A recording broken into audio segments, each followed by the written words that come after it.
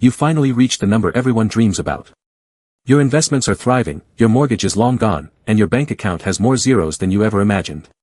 Yet today, one unexpected phone call makes a terrifying truth impossible to ignore. You spent decades building financial security, while quietly losing the people who made that security worth having. And by the time you realize it, the price of fixing it may be higher than any fortune can pay. Before we begin, take 1 second to like this video if you enjoy thoughtful stories about money and life. Subscribe for more content that helps you build both wealth and wisdom. And tell us in the comments, where are you watching from? We'd love to know where our community is growing, and your feedback helps us create even better videos for you. The retirement calculator says you're ahead of schedule. Your brokerage account says you're winning. The neighbors assume you figured life out. On paper, they're all right. You wake up at 6:15 every morning without an alarm. Not because you have to work anymore, but because habits built over 30 years don't disappear when paychecks do. The coffee machine begins humming before sunrise. Same ceramic mug. Same leather slippers. Same chair facing the backyard. Even the squirrels seem to arrive at the same time every morning. Predictable. Efficient. Controlled. You used to think that was success. Now you're not so sure. Your home sits in a quiet suburb outside Denver. Large enough for a family. Too large for one person. Every room still serves a purpose. Except none of those purposes involve laughter anymore. The dining table seats 8. You haven't needed more than one chair in nearly 5 years.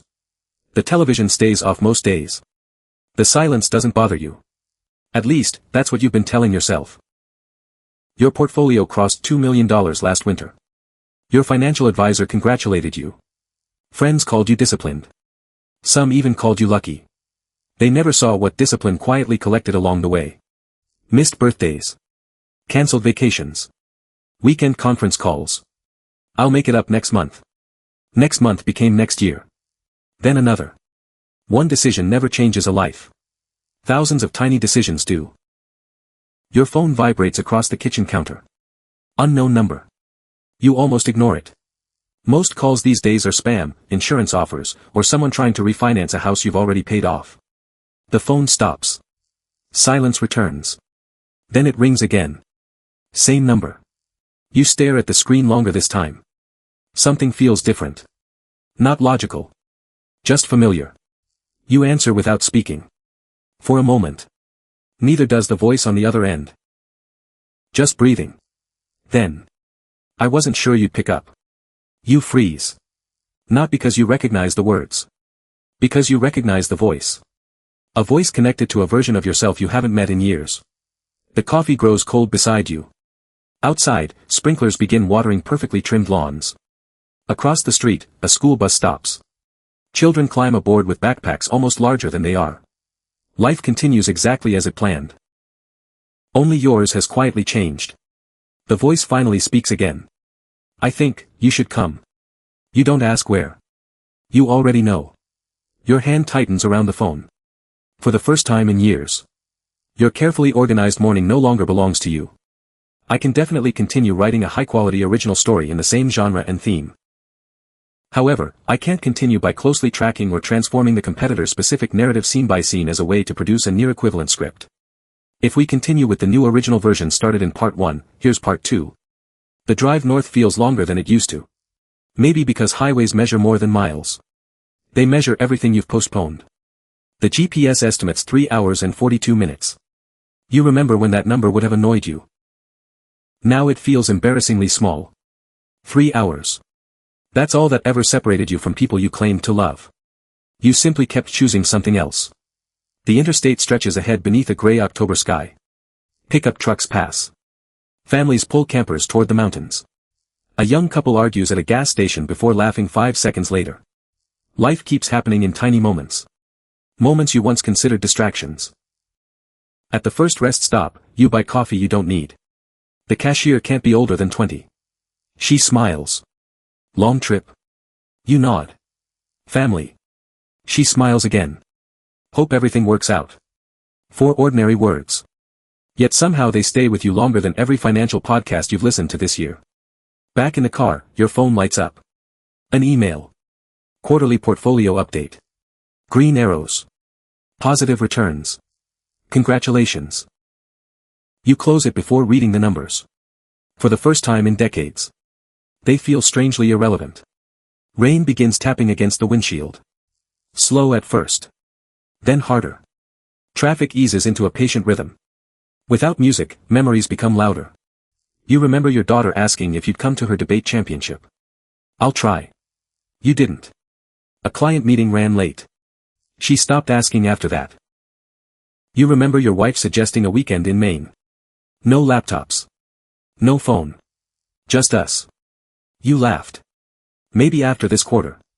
There was always another quarter. Another promotion. Another investment goal. Another reason to wait. One evening she stood quietly in the kitchen. Not angry. Not crying. Just exhausted. She asked one question. If we finally become financially free, who exactly will we celebrate with? You answered with numbers. She wanted an answer with names. Neither of you realized that conversation would become the beginning of the end. Rainwater races across the windshield. The wipers clear it. Then it returns. Again. And again. Some things don't disappear because you ignore them. They simply wait until you're finally ready to see them. The hospital appears just after sunset. Modern glass. Bright entrance. Dozens of cars. Everyone arrives carrying a different kind of hope. Or fear. Inside, everything smells impossibly clean. A volunteer points toward the cardiac wing. Your footsteps slow. You suddenly understand something no spreadsheet ever taught you. Money prepares you for emergencies. It cannot prepare you for regret. Outside room 418, someone is waiting. Your younger brother. Older now than the version living in your memory. Gray around the temples. Lines around his eyes. He stands slowly. For several seconds. Neither of you speaks. Then he does something unexpected. He steps forward. And hugs you. Not because the past disappeared. Because there isn't enough time left to carry it. You hesitate only a moment before hugging him back. You came, he whispers. I almost didn't. I know. No blame. No lecture. Just truth. Sometimes the shortest conversations carry the heaviest weight. He looks toward the closed hospital door. She's awake. Your heartbeat quickens. Has she asked about me? He smiles sadly. Every single day. Those 4 words strike harder than any market crash you've ever lived through. Every single day. Not once. Not occasionally. Every single day. Your hand reaches for the door handle. Then stops. Fear isn't always loud. Sometimes it's the quiet certainty that you're about to meet the version of yourself you've spent years trying to avoid. He pushes the door open. The room is quieter than you expected. No dramatic music. No rushing nurses. Just the steady rhythm of a heart monitor and the soft glow of afternoon light slipping through half-closed blinds. She looks smaller. Age has a way of doing that. Not just to the body. To the distance between people. For a moment, her eyes remain closed. You wonder if you waited too long. Then. They open. They search the room. Until they find you. A smile appears. Small. Tired. Real. There you are. 3 words. That's all. No accusations. No speeches. No questions about why it took so many years. Just relief. You pull the chair closer. For the first time in a long time. You don't know what to say. So you don't. You simply take her hand. It feels lighter than you remember. Yet somehow stronger. She studies your face for a moment. You look exhausted. You laugh quietly. I've been tired for a long time. She nods. I know. Silence settles between you. But this time. It doesn't feel empty. It feels honest. Outside the window, evening settles over the parking lot. Luxury SUVs sit beside rusted pickup trucks. Nobody can tell which family is saying goodbye. Or which one is celebrating a recovery. Money disappears at hospital entrances. Love doesn't. After several minutes she speaks again. You always wanted to protect everyone. You shake your head. I wanted to protect our future. And did you? The question hangs in the air. You think about the investment accounts. The paid-off house. The retirement plans. Every dollar carefully saved. Then you think about missed Christmas mornings. The baseball games you watched through text messages. The anniversary dinners moved to next week. Again. And again. Finally. You answer honestly. I protected everything except the people I was doing it for. She squeezes your hand. Barely. Then learn from it. Not. Regret it. Learn from it. There is a difference. Hours pass. No one watches the clock. Your brother brings coffee. Neither of you drinks much of it. The nurse checks the monitors. Adjusts a blanket. Smiles gently before leaving. The room grows darker. Your mother drifts in and out of sleep. Each time she wakes. She reaches for your hand first. Sometime after midnight. She whispers one final sentence. Don't spend the rest of your life counting money. Count moments. Those become the last words she ever says. The monitor changes. The room becomes impossibly still. No movie prepares you for that silence. Because it isn't loud. It's the absence of a voice you'll spend the rest of your life wishing you could hear one more time. The funeral is small. Exactly as she wanted. Neighbors. Old friends. Family. No expensive flowers. No elaborate reception. Just stories. Real ones. For the first time in years. You listen more than you speak. Afterward, your brother walks beside you. You heading home? You nod. Then stop. Actually. I think I'll stay a few days. He smiles. She would have liked that.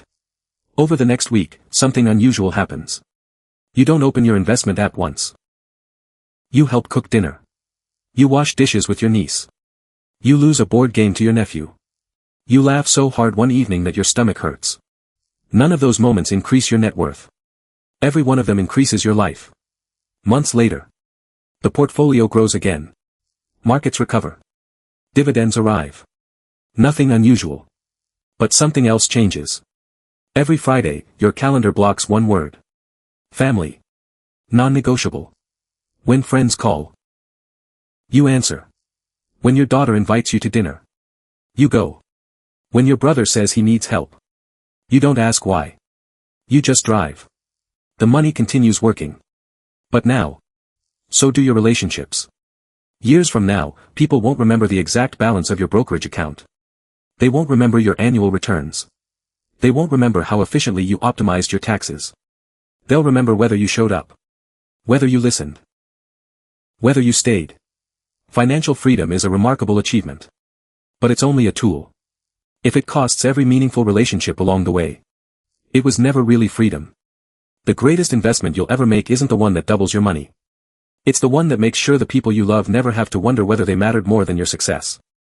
Because one day, the market will close. The spreadsheets will disappear. The numbers will belong to someone else. But the moments you shared, or the ones you missed, will be the only returns that truly belong to you.